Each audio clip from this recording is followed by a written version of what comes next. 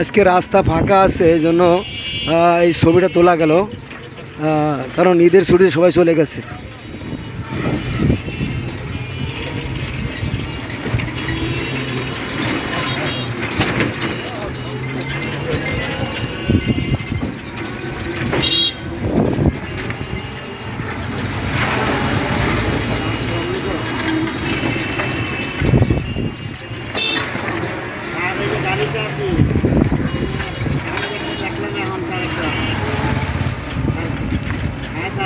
এক নারকীয় দৃশ্য।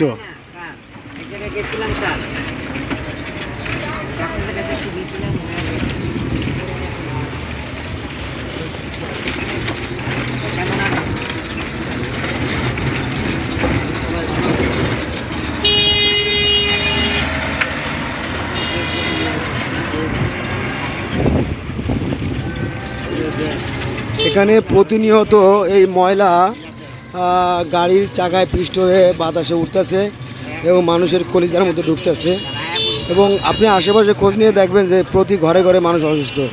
এটা হচ্ছে আপনার সে বাগান বাড়ি, লালবাগের বাগান বাড়ি। এক নারকীয় দৃশ্য।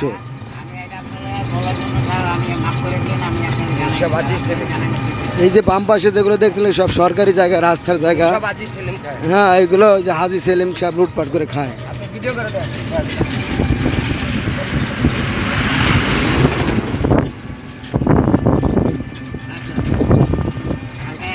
একজন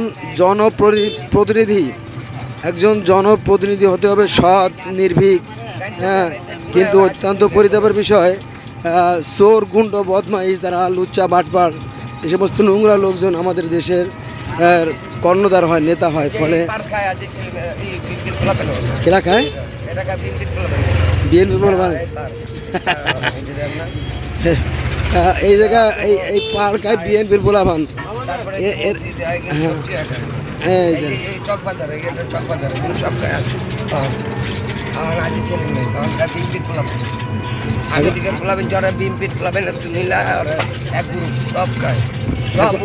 এখন বিএনপির পোলাপান খায় তো, মানে যে ক্ষমতা আসে সে খায় তো।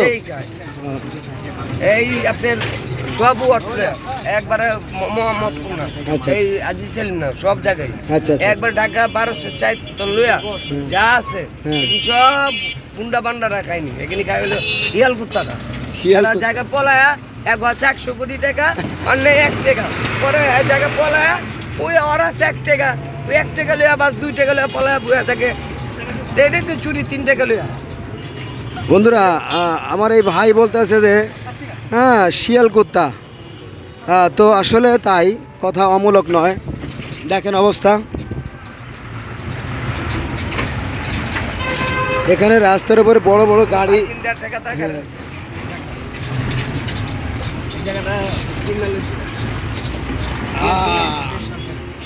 এখানে নিঃশ্বাস বন্ধ হয়ে যায়, দম আটকে যায়, হ্যাঁ, ময়লা রাশি রাশি।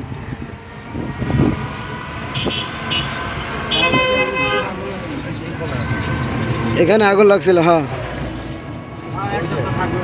এখানে সরকারি রাস্তার উপরে ওরা পিক আপ রেখে দেয় দিন রাত, লক্ষ লক্ষ মানুষের ভোগান্তি দেখার কেউ নাই।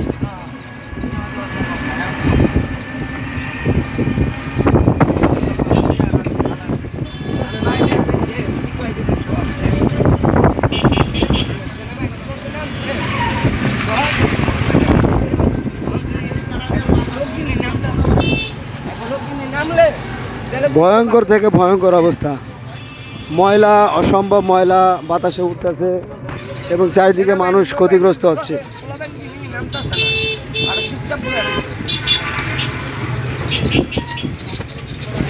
সেনাবাহিনী নামছে,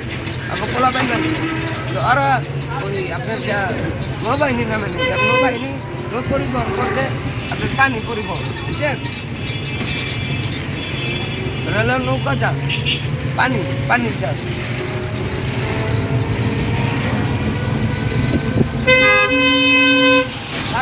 কি কমা